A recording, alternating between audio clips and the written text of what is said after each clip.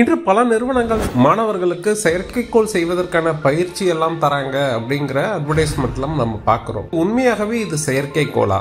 ஒரு செயற்கைக்கோள் விண்ணில் செலுத்தணும் அப்படின்னா எந்த உயரத்தில் எந்த வேகத்தில் விடணும்னு தெரியுமா? லோ எர்த் ஆர்பிட் என்று பூமியிலிருந்து மிக குறைந்த உயரத்தில் உள்ள செயற்கைக்கோள்கள் 160 கிலோமீட்டர் உயரத்திற்கு மேல் இருக்க வேண்டும் மற்றும் அதனை ஒரு நொடிக்கு 7.8 கிலோமீட்டர் என்ற வேகத்தில் விட வேண்டும். அவ்வாறு இருந்தால் மட்டும்தான் அது பூமியை தொடர்ந்து வட்டமிட்டுக் கொண்டே இருக்கும். இல்லை என்றால் பூமியின் புவியீர்ப்பு விசை அதனை பூமியை நோக்கி இழுத்துவிடும். அந்த செயற்கைக்கோள் பூமியில் வந்து விழுந்துவிடும். மாணவர்கள் செய்யும் பெரும்பாலான செயற்கைக்கோள்கள் இந்த வேகத்தில் இந்த உயரத்தில் விடப்படுவதில்லை. மாறாக ஒரு குறிப்பிட்ட நேரம் வானில் பயணம் செய்யற மாதிரி வச்சிருப்பாங்க. பின்பு அது கடலில் கீழே விழுந்துடும். இந்த கருவிகளின் நோக்கம் மாணவர்களுக்கு அறிவியலை கற்றுத் தருவது, அவர்களுக்கு ஒரு ஆர்வத்தை தூண்டுவது. அப்படின்னும் பொழுது இதுவே போதும் தான். நாம் விண்வெளியை குப்பையாக்க கூடாது.